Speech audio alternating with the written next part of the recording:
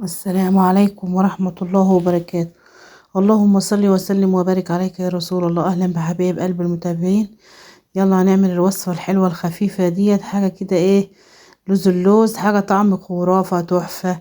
يلا بقى معانا كده ايه الفرخة بتاعتنا. انا كنت غسلاها قبل ما اعينها في الفريزر، غسلاها كويس بالطماطم والليمون والخل والملح والدقيق وكلام من ده، وغسلاهم يمين. بس بحب اطلع الحاجة من الفريزر زي ما انتوا شايفين، ارجع برضه احط عليها ملح وليمون وخل واشطفها كويس حلو، وانا بقطعها كده معاكم كده زي ما انتوا شايفين. حاجه كده ايه، اهم حاجه غسيل الحاجه تبقى ريحتها حلوه عشان تاكل الحاجه بنفس زي ما انتوا شايفه كده. هنمسكها بقى نشطفها حلو كده، ونمسكها بيه نقطعها. لان الحاجه لما بتتركن في الفريزر او في التلاجة مينفعش تجيبيها مجرد ان انت تشطفيها كده وتعلقيها، برضو متبقاش ريحتها كويس. لازم تغسليها بالقليل، نص الغسيل اللي انت كنت بتغسليه اللي هو اللي بالدقيق بالملح والخل والليمون زي ما انا عملت كده، كأنك جايباها طازه فريش لون كده. نمسكها بقى نقطعها كده زي ما انتوا شايفين رباع. اه مؤاخذة يا حبايب قلبي، كحة مبهدلاني تعبانة، خدت دور جامد والله. وما انتوا شايفين كده نمسكها نقطعها كده رباع. وبعد ما قطعناها رباع هنمسكها بقى ايه، ربع كده نقطعه ايه حتتين كده زي ما انتوا شايفين. نمسك الربع كده ايه نقطعه، ربع الفرخة كده نقطعه حتتين كده، نقطع الصدور اهوت إيه، ربع بربع كده نقطعه حتتين. وندير بقى ايه على الوراك برضو ايه نقطعها برضو الدبوسة لوحدها وبقية الورك بقى لوحده كده. قطعت الفرخة بتاعتنا وغسلتها كده. بشوف عقد الحلة بتاعتي اللي انا هعمل فيها الرز بتاعنا، لازم انقص شوية، اعمل حساب ايه، حساب الفرخة بتاعتنا معانا عشان ما كترش الرز، عشان اعمل حساب الفرخة بتاعتنا. اغسل الرز كويس وافضيه بقى في حلة تانية وايه، واشوف هنعمل ايه مع بعض بقى، ايه نجهز بايه المكونات بتاعتنا. هنشوف الفرخة بتاعتنا هنجهزها ازاي. دلوقتي بقى هنحط بقى معلقتين سمنة كبار كده ونسيبهم يسخنوا جامد او يقدحوا بمعنى اصح، علشان ايه نحط الفراخ بتاعتنا ايه نشوحها فيها علشان تخرج الفرخة بتاعتنا كده ايه، تنزل كل البهاريز اللي فيها والطعم اللي فيها، وفي نفس الوقت تاخد لون.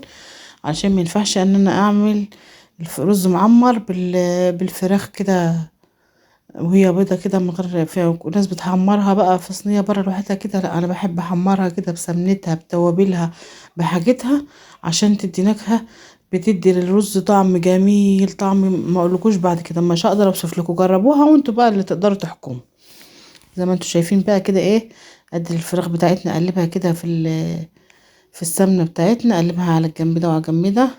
وبعدين ايه نحط البهارات بتاعتنا علشان، ونفضل بقى نحمر في الفراخ بتاعتنا ديت لما تحمر وتاخد اللون الوردي الحلو ده، وتجيب ما عندها خالص تخرج كل السمنة بتاعتها تنشف من ميتها، ومبقاش فاضل بقى الا السمنة اللي انا حطيتها والسمنة بتاعتها. حطيت لها بقى الوقت ان مرضاش احط لها بهارات فراخ عشان بهارات الفراخ بتبقى ريحتها قوية نفاذة كده. احط لها بهارات لحمة وفلفل اسمر وحبهان وورق لورا انا صحناه الاكلات اللي زي دي وحبيتين حبهان زي ما انتم شايفين كده، افتحهم واحطهم فيها واقلبهم ايه كويس. وحطيت بالحق برضو بتاع اللي هو جوزة الطيبة، بشرت لها شوية جوزة الطيبة. وابتدي بقى ايه اظبط فراخنا بقى دي زي ما انتوا هتشوفوا كده يا حبايب قلبي. خليكم معايا بقى عشان تشوفوا ايه. انا هعمل برضو حطت لها الملح بتاعنا عشان تشرب من ملحها، عشان فراخك تطلع مظبوطه ملهاش دعوه بملح الرز. والرز هتحطيه عشان الرز لما تيجي تسقطي رزك وتحطي لبنك تحطي ملح، انما ديت عشان الفراخ بتاعتنا تبقى طالعه حدوقتها مظبوطه وشاربه من تتبيلتها زي ما انتوا شايفين معايا كده. الوقت الفراخ بتاعتنا شوفوا نشفت من ميتها وخست زي ما انتوا شايفين، شوفوا كانت شكلها ايه في الحله، شوفوا خست خالص اهي بس انا بقى سايباها ايه بقى اشوحها عشان تبتدي تاخد لون من السمنه بتاعتنا زي ما انتوا شايفين كده. انا بحمرها من هنا ومن هنا. وشوفوا البهاريز بتاعه الفرخه اللي انتوا شايفينها ديت اللي هي عامله في الحله ديت مع السمنه. شوفوا سلطه سمنتها مع السمنه اللي انا حطيتها دي بقى بتدي للرز طعم خرافه. طعمها بتبقى تحفه بصراحه. يا ما انتوا شايفين انا طلعت الفرخه بتاعتنا هي شلتها من الحله. ابتدي بقى انا اسقط نص الرز على البهاريز ديت.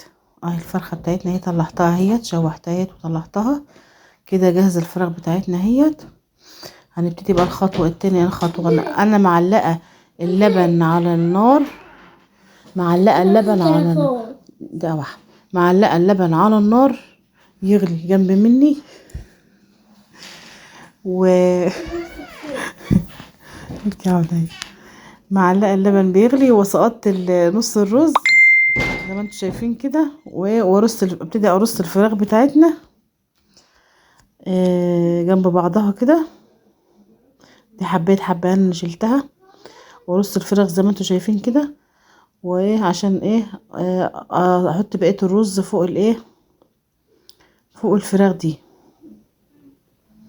كده. بقى الفراخ بتاعتنا هي تترصد كلها. حطيت الفرخة كلها حتى السمنة اللي صفيتها الفراخ رجعتها تاني علشان ايه الرز بتاعنا يبقى سمين وحلو.